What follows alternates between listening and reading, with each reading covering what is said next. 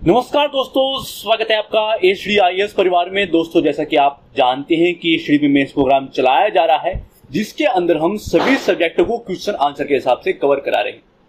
तो आज हम जिन क्वेश्चंस को देखने वाले हैं वो हिस्ट्री है, यानी कि GS फर्स्ट से आते हैं। जो PCS की तैयारी कर रहे हैं उनको मैं बता दूं, देखिए आप सब्जेक्ट को प्रॉपर हम कवर करा रहे हैं। मान लीजिए हिस्ट्री है, पॉलिटी है, या फिर कोई भी अन्य सब्जेक्ट जो सिविल सर्विस के अंदर आता हो सकता है आपका सिलेबस थोड़ा चेंज हो, मगर हिस्ट्री, पॉलिटी, जो भी सब्जेक्ट आपके सिलेबस के अंदर आते हैं उन सब्जेक्ट को आप यहाँ पर कवर कर सकते हैं। ये IAS के तो सभी सब्जेक्ट कवर हो ही रहे हैं, चारों GS पेपर कवर होंगे। उनके अंदर जो भी सब्जेक्ट आपके सिलेबस के अंदर है वो प्रॉपर टॉपिक्स भी होंगे, तो उन सबको हम कवर करा रहे हैं। तो आप हिस्ट्री, पॉलिटी, इकोनॉमिक्स, इन्वायरमेंट सभी सब्जेक्टों को यहाँ से कवर कर सकते हैं और ये समझ सकते हैं कि किसी क्वेश्चन की शुरुआत, उसके मुख्य भाग में पॉइंट और फिर निष्कर्ष। ये तो सिंपल चीज हो गई कि हाँ, हमने ये जान लिया कि क्वेश्चन को कैसे लिखा जाता है, फिर एक अच्छा आंसर किसको मैं प्रस्तुत कैसे करूं, प्रवाह कैसे लेके आया हूं, तो वो सब चीजें, कैसे डायग्राम का यूज कर सकते हैं, बहुत सारी चीजें आप यहां से सीख सकते हैं। क्वेश्चन को कैसे समझे से लेकर एक अच्छा आंसर कैसे लिखे। तो आइए शुरुआत करते हैं, क्वेश्चन को समझने का प्रयास करते हैं। देखिए, समझाएं कि कैसे जिस ब्रिटिश शिक्षा नीति का उद्देश्य ब्रिटिश हितों की सेवा करना था, अनजाने में राष्ट्रवाद को प्रोत्साहित किया। क्वेश्चन किस तरीके से पूछा जा सकता है ये आप देख सकते हैं। दूसरा क्वेश्चन देखते हैं, भारत में स्वतंत्रता के बाद उठे विविध अलगाववादी आंदोलन पर चर्चा कीजिए और बताइए कि देश इनको रोकने में कहां तक सफल रहा। आप सोच सकते हैं कि हाल ही में खालिस्तान का मुद्दा हम देखा कि बहुत सारी वीडियो आपके सामने आई होंगी कि इस चीज पे वीडियो क्रिएट हुई, वहां पर जो है ये काम हो गया, कनाडा और भारत के संबंध इस चीज से ये हो रहे हैं। ठीक है, बहुत सारी वीडियोज आपने देखी होंगी, न्यूज चैनल में तो देखी ही होगी, एजुकेशन चैनल में भी। मगर वहीं पर ही UPSC क्या करता है इसको आपको समझना होगा, या फिर PCS क्या करता है इस चीज को आपको समझना पड़ेगा, क्योंकि आपको आंसर लिखना है। चाहे प्रीलिम्स का आंसर देना हो कि ऑब्जेक्टिव चीजें छांटनी हो कि हाँ इसका प्रॉपर आंसर क्या होगा, या फिर आप मेंस दे रहे हैं तो मेंस में मैं आंसर कैसे लिखूंगा, कौन कौन से पॉइंट का यूज करूंगा और कैसे क्वेश्चन क्रिएट किया जा सकता है, इस चीज के बारे में सोचना पड़ेगा। देखिए, बुक पढ़ लेना, नोट्स पढ़ लेना और चीज को देखिए, नॉलेज अलग चीज होती है। आपके पास नॉलेज बहुत सारी हो सकती है, मगर एग्जाम निकालना एक अलग तरीका होता है कि एग्जाम कैसे निकालें। ठीक है, तो इस चीज पे हमें काम करना पड़ेगा कि हमारा पर्सपेक्टिव उन्हीं चीजों पे हो, क्योंकि जब आप UPSC और PCS जैसी तैयारी करते हैं, आप सोचते हैं कि आपको इस तरह का ओहदा मिलेगा, वो पद आपको मिलेगा, तो फिर आपको ये भी सोचना पड़ेगा कि मैं कार्य भी उस तरीके से ही करूं, क्योंकि मुझे पता होना चाहिए कि मुझे क्या पढ़ना है और क्या मुझे नहीं पढ़ना, मतलब क्या मुझे छोड़ना होगा।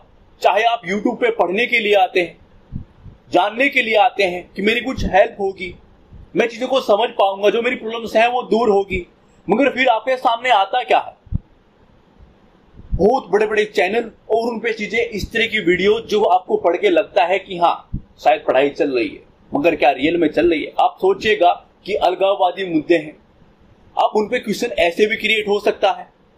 जिन चीजों को आप इतनी गहराई से देख रहे थे वो सिर्फ क्या निकला, इतने बड़े क्वेश्चन का एक मुद्दा, वहां से क्वेश्चन क्रिएट हुआ, फिर आप लिख नहीं पाए तो नंबर भी नहीं मिलेंगे। अब आप इंपॉर्टेंट देखिएगा कि आपके लिए क्या है। आइए बढ़ते हैं और क्वेश्चन को समझ के उसको लिखने का प्रयास करते हैं। देखिए, समझाएं, एक बार फिर से मैं आपके लिए बता देता हूं कि समझाएं कैसे जिस ब्रिटिश शिक्षा नीति का उद्देश्य क्या था, ब्रिटिश हितों की सेवा करना था, यानी कि जिस ब्रिटिश शिक्षा नीति का उद्देश्य क्या था, ब्रिटिश हितों की सेवा करना था, अनजाने में यानी कि ना चाहते हुए भी उससे क्या हो गया, उसने किस तरह की चीजें हो गई, राष्ट्रवाद को प्रोत्साहित कर दिया, उत्प्रेरित कर दिया, उत्तेजित कर दिया, यानी कि उसको प्रोत्साहन दिया, राष्ट्रवाद को उदय होने का कारण दिया। ठीक है, उसको प्रोत्साहित किया, राष्ट्रवाद क्या हुआ, उसका उदय हो गया, लोगों के अंदर राष्ट्रवाद का उदय हुआ। तो वो कैसे हुआ, उसकी शुरुआत करते हैं कि कैसे उसकी पृष्ठभूमि में हम देख सकते हैं, उसको कैसे लिख सकते हैं, और फिर उसका प्रस्तुतिकरण देखेंगे, मुख्य भाग में कौन कौन से पॉइंट दे सकते हैं वो देखेंगे। तो आइए शुरुआत करते हैं। भारत में समाज में एक वर्ग विशेष को जो है मनोवैज्ञानिक शिक्षा देना और उसे आदर्श ब्रिटिश प्रजा होशियारी से बनाना, ठीक है। और भारतीय समाज में इस अंग्रेजी पढ़े वर्ग को अपने आप के और अपने जन्मभूमि के मूल्यों और जो है सिद्धांतों को अवशोषित करने के लिए चतुराई से उत्साहित करना और भारत में ब्रिटिश कब्जे के लिए जो है प्रेरक हो, और भारत की वास्तविक संपदा की लूट और उसके महत्वाकांक्षों का जो है शोषण करने में सहायक हो। यानी कि एक ऐसी ब्रीड तैयार करना, एक ऐसा वर्ग तैयार करना जो दुभाषी हो, यानी कि जो आम लोग हैं उनको भी जानता हो, उनकी भाषा को समझता हो, और आपकी भी। तो बीच में क्या आ गया, वो कार्य करेगा। उनको जो है क्या चाहिए, कर्मचारी चाहिए थे। उनको इस तरह का एक वर्ग तैयार करना था कि जो कि उनके अधीन रह सके। इस तरह की शिक्षा उनको देना कि उनकी अधीनता वो स्वीकार करे, और वो हुआ भी। और कुछ लोग आज भी मानसिक रूप से हम क्या हो रहे हैं, उन्हीं के गुलाम हैं। और ये है एक बहस का मुद्दा है, यानी कि एक डिबेट का मुद्दा है कि क्यों आज भी हम मानसिक रूप से उन्हीं के गुलाम हैं। आज भी हम मानसिक रूप से क्या हैं, आप जाके बहुत सारी चीजें आपको देखने को मिलेगी जहां पर अच्छी चीजें भी हैं, उनसे हम चीजों को सीखते हैं, उन पॉइंटों का इस्तेमाल कर सकते हैं कि क्या हो रहा है आजकल समाज में।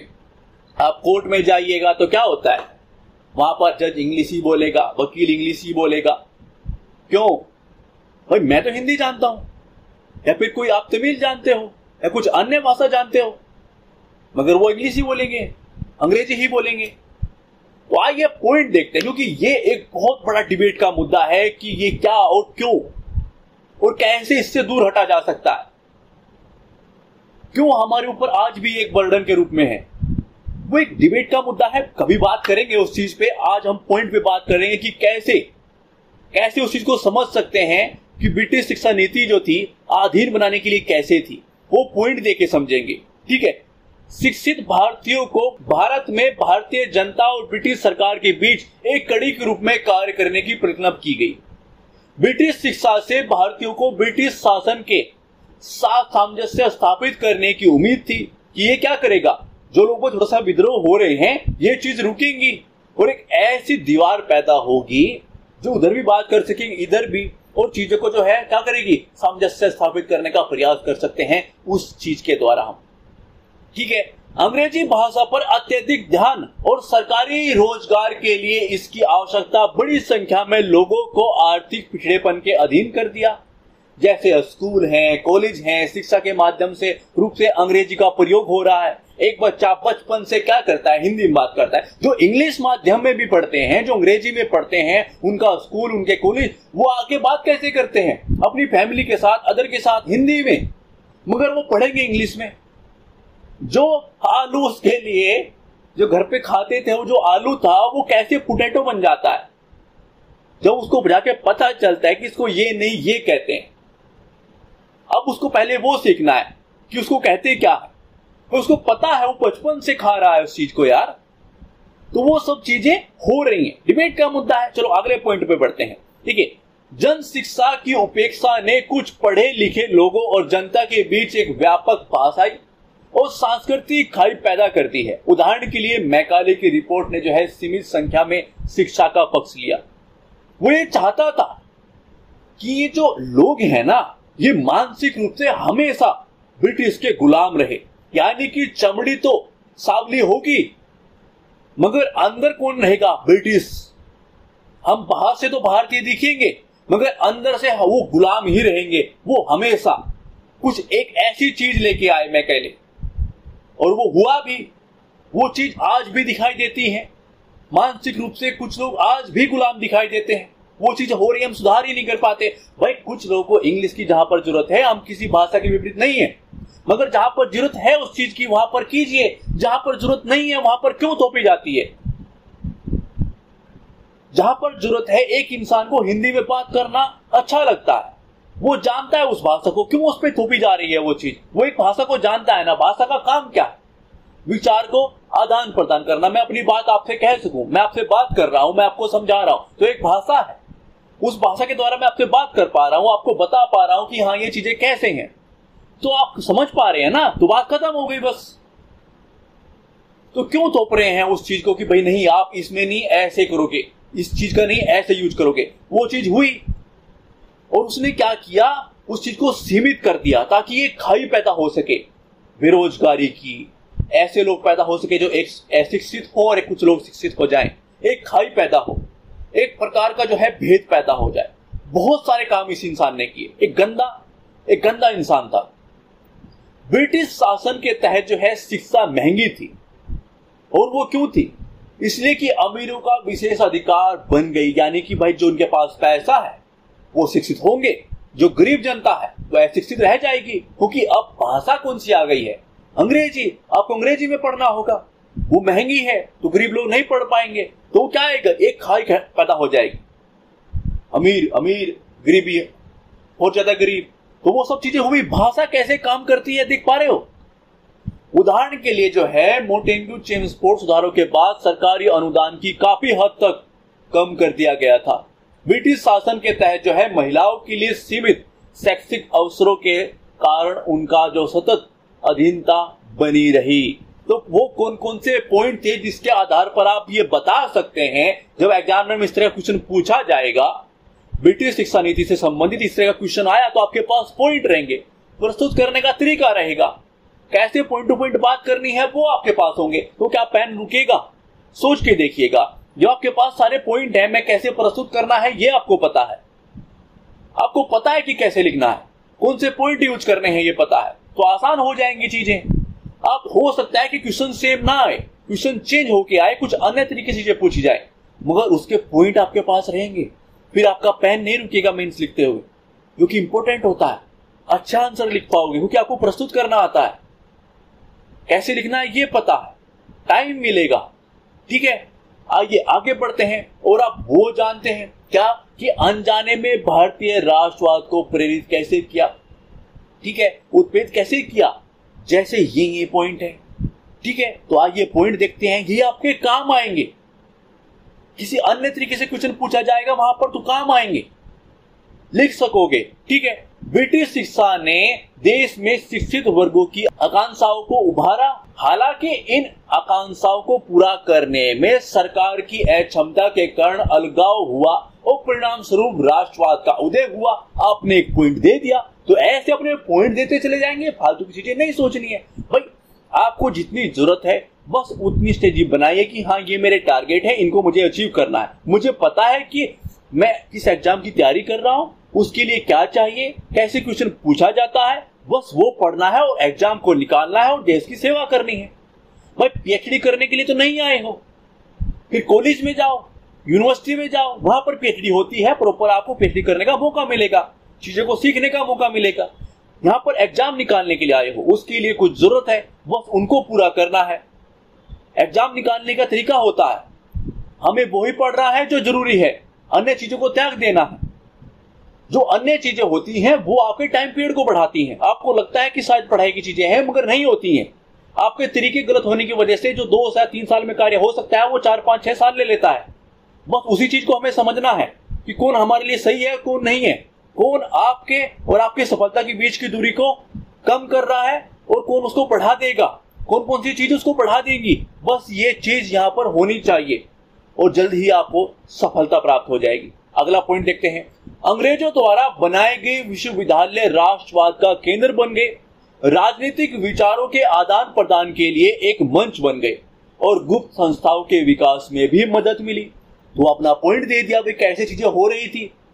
ठीक है, जॉन लॉक और वोल्टेयर जैसे दार्शनिकों के विचार शिक्षित भारतीयों के बीच फैल गए, क्योंकि जब आप उनको शिक्षित करोगे तो वो विचार जो चीजें हैं वहां पर अच्छी, तो उनको वो ग्रहण करेंगे और वो सीखेंगे कि ये क्या हो रहा है। तो इसने स्वतंत्र विचारों की भावनाओं को उत्प्रेरित किया और इन भारतीयों को ब्रिटिश श्रेष्ठता पर सवाल उठाने में सक्षम बनाया। ठीक है, पॉइंट यूज कर सकते हैं। ब्रिटिश शिक्षा नीति ने जो है परोक्ष रूप से जातीय बाधाओं को कम करके समाज के एकीकरण में सहायता की। इसके अलावा स्वामी विवेकानंद जी हैं, ईश्वर चंद्र विद्यासागर आदि जैसे जो नेता हैं, इन्होंने जनता के लिए राष्ट्रवाद को जो है प्रज्वलित करने के लिए पारंपरिक मूल्यों को आधुनिक शिक्षा के साथ जोड़ा। अंग्रेजी शिक्षा ने भारत के लोगों को दुनिया भर के विकास के साथ जो है निकट संपर्क में लाया, जैसे कि एशियाई शक्ति जापान के हाथों रूस की हार। ठीक है भाई, जापान के हाथों रूस की हार हो गई। उनको देखा कि एक छोटा सा कंट्री इतनी बड़ी सेना को, इतने बड़े देश को हरा सकता है, तो हम ये कार्य क्यों नहीं कर सकते, हम इनका मुकाबला क्यों नहीं कर सकते हैं। जब एक छोटी सी शक्ति इतनी बड़ी शक्ति का मुकाबला कर सकती है और उसको हरा सकती है, तो वहां से चीजें देखने को मिली। तो ये सब पॉइंटों का आप इस्तेमाल कर सकते हैं। बस आपके पास पॉइंट होंगे तो आसान हो जाता है चीजों को क्रैक करना, लिखना आसान हो जाएगा। आपको पता होगा कि कौन से पॉइंट देने हैं, तो टाइम बचेगा, पेन नहीं रुकेगा। और आपकी तैयारी कैसे हो जाएगी कि आपको पता होगा कि ये टॉपिक है, अच्छा ये पॉइंट है, इसकी ये पॉइंट होते हैं, बस लिख लूंगा, आसान हो जाएंगी चीजें। आप एग्जाम निकालने के लिए किस चीज की जरूरत है, वो चीज आपको मिल रही है, वो चीज मिल जाएगी तो चीजें आसान हो जाएंगी। आगे बढ़ते हैं, निष्कर्ष देख लेते हैं। देखिए, शिक्षा नीति के अनपेक्षित परिणामों ने साम्राज्यवाद और राष्ट्रवाद विरोधी विचारों को प्रचार करने वाले नेताओं में स्वतंत्र सोच का उदय किया। ठीक है, बात खत्म। आगे बढ़ते हैं अगले क्वेश्चन की ओर। भारत में स्वतंत्रता के बाद उठे विविध अलगाववादी आंदोलन पर चर्चा कीजिए और बताइए कि देश इनको रोकने में कहां तक सफल रहा। अब दिमाग में आता होगा कि मैं कभी खालिस्तान का मुद्दा पढ़ता हूं तो कभी कश्मीर का, और बड़े बड़े एजुकेशन चैनल और न्यूज चैनल्स में मुझे दिखाई देता है कि कश्मीर में आज ये हो गया, खालिस्तान का सिस्टम ये, वहां से ये ट्वीट आया है, यहां से ये किया है, एक सिंगर ने ये बोल दिया है, उसने ये बोल दिया है, और वो सब चीजें हम देखते हैं, वो आपको दिखाई देती होंगी, आप देखते होंगे, वो कुछ थोड़ा सा रिलेट करके देते हैं और उनको आपको लगता हो कि शायद पढ़ाई हो रही है। मगर उसने क्या किया कि इतने बड़े स्तर पर क्या हो रहे हैं, अलगाववादी चीजें दिखाई दे रही हैं। तो यूपीएससी या पीसीएस जिसकी भी आप तैयारी कर रहे हैं, उसने क्वेश्चन को चेंज करके ऐसे क्वेश्चन पूछ लिया कि भाई स्वतंत्रता के बाद उठे विविध अलगाववादी आंदोलन पर चर्चा कीजिए, यानी कि जो आंदोलन है उनके बारे में बताइए, उनका विवरण दीजिए, उनका वर्णन कीजिए और बताइए कि देश इनको रोकने में कहां तक सफल हो पाया है। तो हमें दो भागों में चीजों को देखना होगा कि भाई कितने हम सफल हो पाए, किस किस तरह कार्य हमने किए और वो कहां तक सफलता की, उस चीज को हम देख सकते हैं। और क्या सीमाएं रही, यानी कि हम किन चीजों को नहीं रोक पाए, कुछ कार्य उनके प्रति किए गए मगर उनको हम नहीं रोक पाए, उनकी चीजें हो रही है तो और ज्यादा क्रोधित हो गई, वो चीजें और ज्यादा बढ़ गई, या फिर उस तरीके से चीजों का निपटान हम नहीं कर पाए। तो वो चीजें हमें पता होनी चाहिए कि हमें कैसे लिखना है और किस चीज की तरफ जाना है।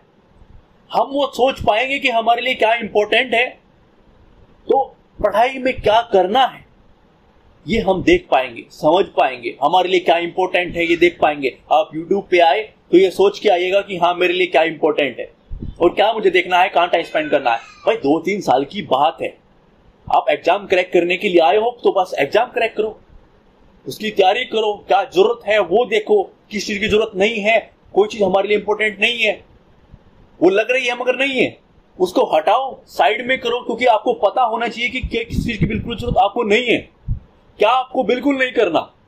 वो चीज पता होगी और आप उसे हटा दोगे तो टाइम बच जाएगा।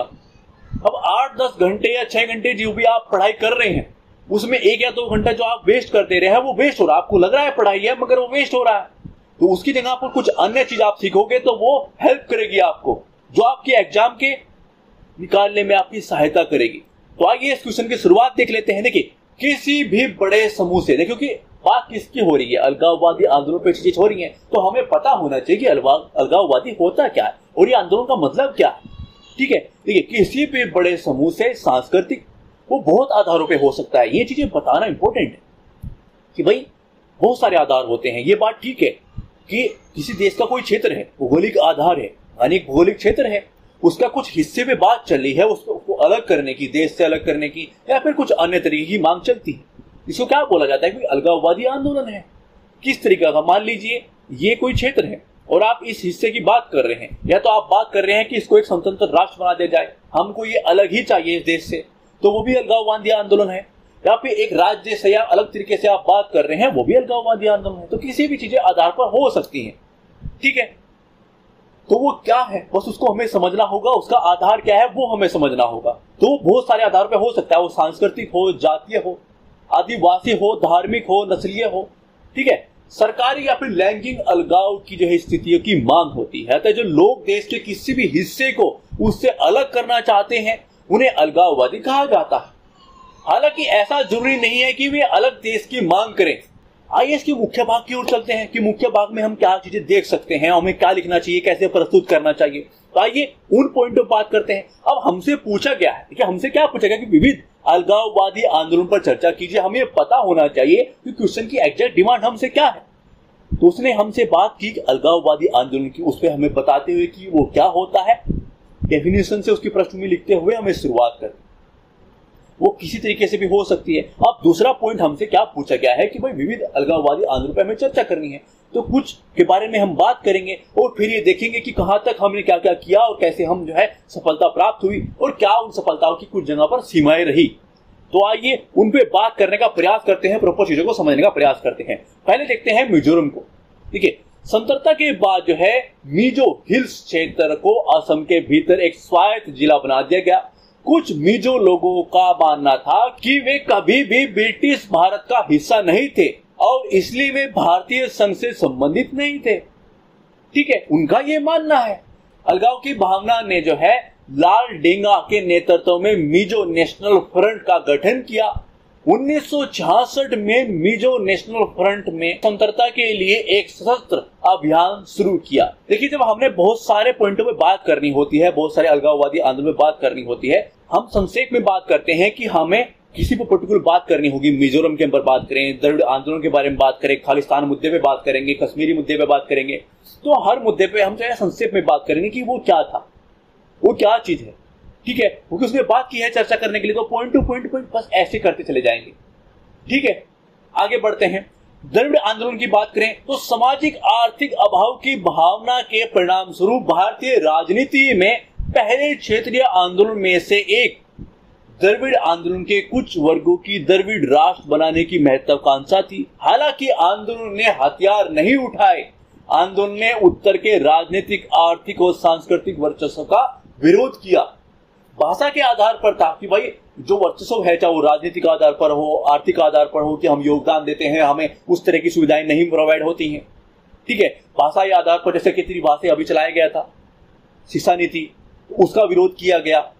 पहले भाषा का कि भी हिंदी को हम पे ना थोपा जाए, हमारी तमिल है, यहाँ पर दक्षिण एरिया में जो भाषाएं हैं वो हमारी भाषाएं हैं, हम पे हिंदी ना थोपी जाए। तो उसके प्रति आंदोलन चलाए गए कि हम जो है वर्चस्व नहीं मानेंगे उत्तर का। तो बहुत सारी पॉइंट्स हैं, ये आर्थिक है, राजनीतिक है, भाषाई है, उन सब आधार पर। मगर देखिए आपको किसी भी आंदोलन के बारे में आपके पास बहुत सारी वर्ड में नॉलेज होगी, 1000, 2000, 3000 आपने पढ़ा होगा, बहुत अच्छे से जाना होगा, न्यूज देखी होंगी कश्मीर की, तो आप पूरा दिन राग लापते हैं तो वो पूरी चीजें चलती रहती हैं। खालिस्तान का मुद्दा है तो प्रॉपर चलता है। मगर बात आती है वर्डिंग के अंदर लिखने की, तो आपको पता होना चाहिए कि आप जब जिस चीज के बारे में 1000, 2000 वर्ड के बारे में आप जानते हैं, उसको आप कैसे लिखेंगे 30-40 वर्ड के अंदर, कैसे उसको छोटा कर देंगे, वो चीज आप कैसे सीखोगे, बहुत सारे क्वेश्चंस में आप बताया जाएगा। अगले पॉइंट के बारे में बात करते हैं, अगले आंदोलन के बारे में बात करते हैं। कश्मीर में अलगाववादी की पाकिस्तान से आतंकवादियों की घुसपैठ ने कश्मीर में अलगाववादी आंदोलन को भड़काने के लिए शत्रुतापूर्ण हितों के लिए चारा उपलब्ध कराया। यानी होता है ना कि कुछ लोग आज भी वो इस कार्य पर लगे हुए हैं, अपनी थाली में रोटी तक नहीं है, बस दूसरे की जो थाली होती है वो सजी हुई नहीं होनी चाहिए, उसके आसपास जो है, जो उसके थाली में बहुत सारा खाना है, स्वादिष्ट है, अच्छे अच्छे प्रकार के फूड्स हैं, उसको वो सब कुछ है, उसके पास कपड़े हैं, तो वो चाहते हैं कि उसके आसपास के जो क्षेत्र है, आसपास का जो एरिया है, उसमें खून के छींटे रहे, वो शांत ना हो। जब वो खाना खाए उसके पास जो सब चीजें हो वो शांत ना रहे। तो कुछ लोगों को इसमें भी मजा आता है। कुछ होते हैं ना जिसके आस पड़ोसी कुछ लोग होते होंगे जिनको यही सब करना मजा आता है। आप तैयारी कर रहे हैं तो उनको ताना देने में ही मजा आता है, उनको चुल है उस चीज की कि आप क्या कर रहे हैं, कभी आप सफल ना हो जाए, बस वो उस चीज में लगे रहते हैं बेचारे। तो ऐसा ही हमारा पड़ोसी पाकिस्तान है, वो उस चीज में लगा रहता है कि ये जो कश्मीर है ना, ये शांत नहीं रहना चाहिए। ठीक है, भारत को किसी न किसी तरीके से तकलीफ दो, जैसे आपके पड़ोसी, आपके रिश्तेदार, गर्लफ्रेंड, बॉयफ्रेंड, जो भी आपको तकलीफ देता है वो देते होंगे, ताने देते होंगे कि नहीं हो पाएगा, देखते हैं कब हो पाएगा, देखते हैं कर लेता है क्या, बहुत सारी चीजें होती होंगी लाइफ के अंदर। तो ऐसा ही बिल्कुल बिल्कुल पाकिस्तान भी है, उसको भी यही सेम चूल है, उससे दूसरे की भाई कश्मीर हमारा है, क्यों उंगली कर रहा है? ये उंगली तोड़ के काफी बार हम कहीं और घुसा देंगे, फिर आपको ज्यादा तकलीफ होगी, और कई बार घुसी भी है, तकलीफ हुई थी ना, फिर से करवानी है, और अब की बार तो ज्यादा होगी, क्योंकि उस टाइम पीरियड पे शायद खाने के लिए कुछ होगा, अब की बार तो वो भी नहीं मिलेगा। तो वो चीजें हैं, ध्यान में रखो उस चीज को, मत करो ये चूल। ठीक है, आगे बढ़ते हैं, क्योंकि इस तरह के बकवास चीजों पे बात करना नहीं, क्योंकि आगे बढ़ेंगे तो हमारे पास पॉइंट आएंगे जो हमें लिखने हैं, हमको देश की सेवा करनी है ना। तो आइए आगे बढ़ते हैं। 1989 तक राज्य विद्रोही गतिविधियों की चपेट में आ गया और राजनीतिक अस्थिरता के साथ जो है सिख आतंकवाद ने तब से कश्मीर में अलगाववादी आंदोलन की हवा दी है। इसी काम पे ये लोग लगे हुए हैं। चलो है कुछ लोगों को कि बस परेशान करना है, गंद बिछाया हुआ है वहां पर, जहां अलगाववादी आतंकवादियों का जो है एक हिस्सा पाकिस्तान में विलय करना चाहता है, वहीं दूसरा कश्मीर के एक स्वतंत्र राष्ट्र की आकांक्षा रखता है। वो चाहता है कि हम एक अलग देश बने, एक चाहता है कि पाकिस्तान में मिल जाए और एक चाहता है कि अलग देश बने। तो कुछ लोगों को चुल है, वो आर्मी आराम आराम से दबाती रहती है और वो दबेगी, वो अच्छी तरीके से दबाई जा रही है, वो आहिस्ते आहिस्ते आहिस्ते आहिस्ते दब जाएगी। पाकिस्तान की भी हल्की हल्की दब रही है, इनकी भी दब जाएगी और वो दबाई गई है। ये काम इंडियन आर्मी बहुत अच्छी तरीके से जानती है और वो बहुत ही परफेक्ट तरीके से करती है, तो वो कर लेगी। आइए हम आगे बढ़ते हैं। हम देश के अंदर सेवा करेंगे, वो बाहर बहुत अच्छे से करना जानती है और वो कर देगी। ठीक है, तो आगे बात करते हैं। पंजाब में जो अलगाववाद है, स्पेशली देखें कहां पर, खालिस्तान मुद्दा है। लगातार देखे होगा एजुकेशन पे इस तरह की वीडियो, ये वो पकड़ा नहीं गया, वो गिरफ्तार नहीं हुए, ये नहीं हुआ, वो नहीं हुआ। देखिए ठीक है, जानना जरूरी हो सकता है, मगर आपके एग्जाम के लिहाज से नहीं। तो ये समझिएगा कि आपके लिए क्या इंपोर्टेंट है, आपके एग्जाम के लिए क्या चीज जरूरी है। ठीक है, आनंदपुर प्रस्ताव 1973 ने पंजाब के लिए क्षेत्रीय स्वायत्तता पर जोर दिया। ठीक है, अधिक श्रम तत्वों ने जो है भारत से अलगाव और खालिस्तान के निर्माण की वकालत करना शुरू कर दिया। सरकार ने 1984 में स्वर्ण मंदिर में आतंकवादियों को बाहर निकालने के लिए ऑपरेशन ब्लू स्टार चलाया गया। ये थोड़ी सी प्रॉब्लम्स है। ठीक है, भले ही ऑपरेशन ब्लू स्टार सफल रहा, लेकिन इसने क्षेत्र में उग्रवाद को तेज कर दिया और सिखों को और क्रोधित कर दिया। कुछ अन्य तरीका अपनाया जाता उस चीज को करने का, सहायता ली जाती। ठीक है, क्योंकि धार्मिक चोट बहुत गहरी चोट होती है। जब आप किसी का लगाव किसी के प्रति बहुत अधिक होता है और वहां से कुछ इस तरह की चीजें आती हैं तो वे परेशान करने वाली होती हैं। हमें उनके साथ बात करनी चाहिए, क्योंकि मैं आतंकवादियों की बात नहीं कर रहा हूं जो उस तरह के इन्वॉल्व होते हैं, पाकिस्तान इन्वॉल्व होता है या फिर कनाडा उनको जो है वहां पर वो श्रेय देता है, मैं उनकी बात नहीं कर रहा हूं। मैं अपने सिख भाइयों की बात कर रहा हूं। उनकी उस चीज पे बात होनी चाहिए कि भाई उनको उस चीज के बारे में बात की जाए कि हम आपके हैं और आप हमारे हो, ये देश आपका है। कैसे भी करके मनाओ, क्योंकि वो भाई हैं, वो एक इंपॉर्टेंट हिस्सा है। उनके ऊपर उंगली उठती है तो अच्छा नहीं लगता है, क्योंकि कोई बोल देता है कि काफी बार क्या होता है कि कुछ छोटी सी चीज गलती होती है और पूरी कौम को जो है, एक ऐसी कौम को जिसके ऊपर गर्व होता है, आप उसके ऊपर उंगली उठा देते हो तो थोड़ा सा बुरा लगता है कि यार नहीं, उनके ऊपर उंगली नहीं उठनी चाहिए।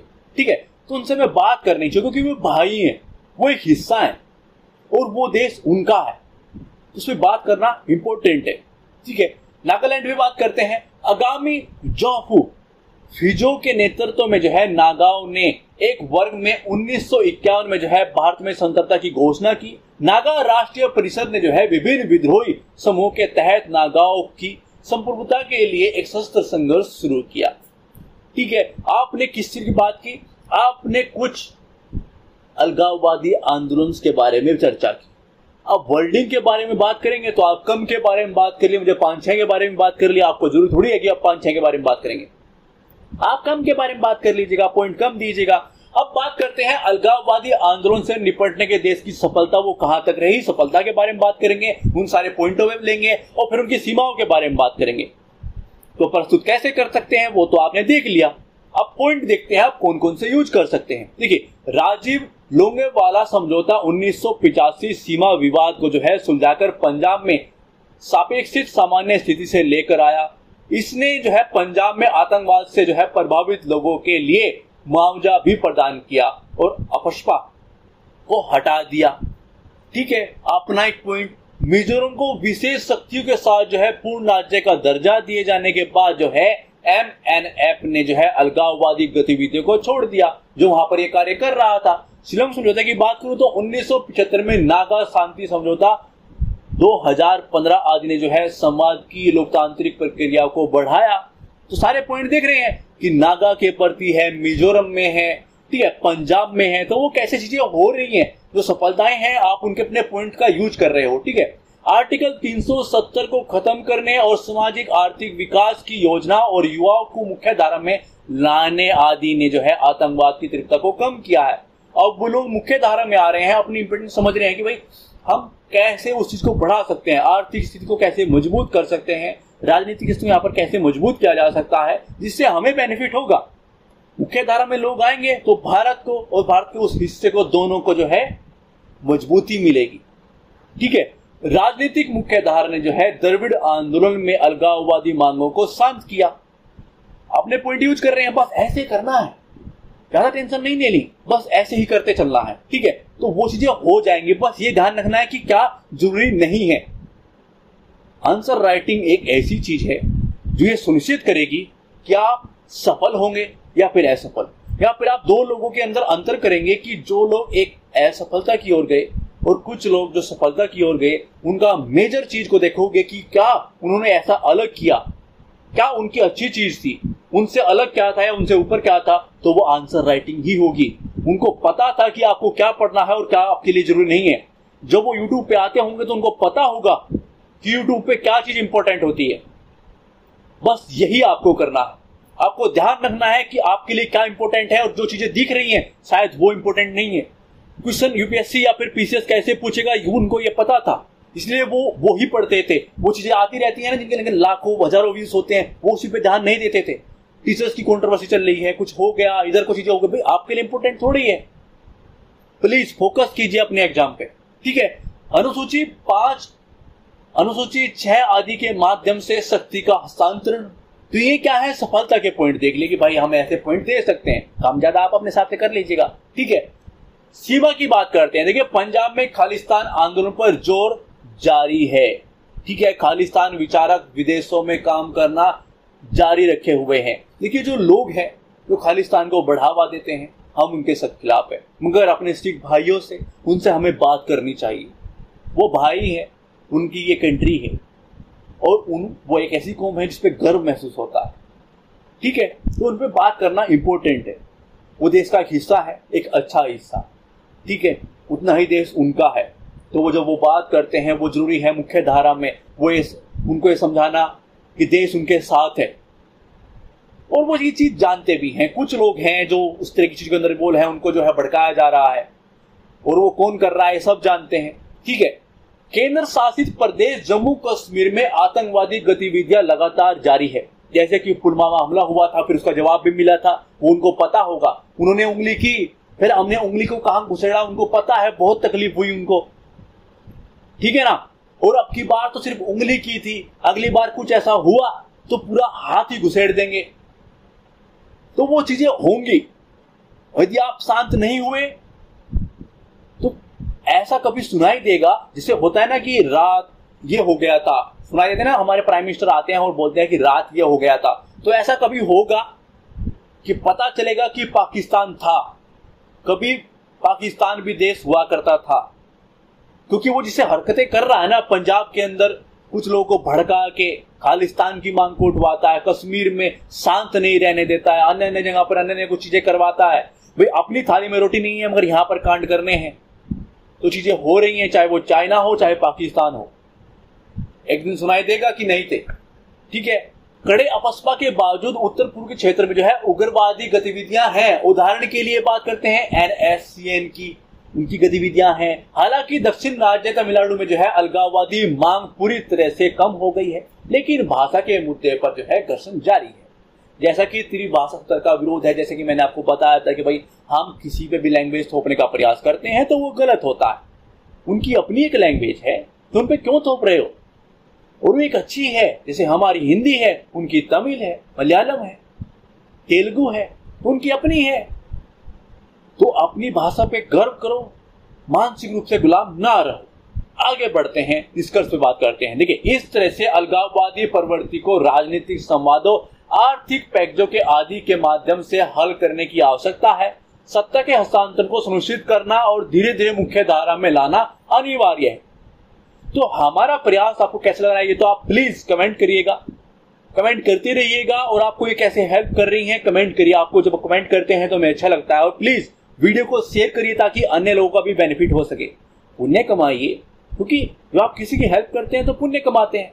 अब हो सकता है पैसे से ना कर पाओ, मगर ऐसे कर सकते हो भाई, वीडियो शेयर करोगे तो उनको भी हेल्प होगी, उनको पता चलेगा चीजों के बारे में, तो हेल्प हो जाएगी। प्लीज, हर इंसान 8-10 हजार, 5 हजार, 25 हजार, 16 हजार नहीं दे सकता, तो प्लीज चीजों को पहुंचाइए, उनको बताइए कि यहाँ पर क्या हो रहा है।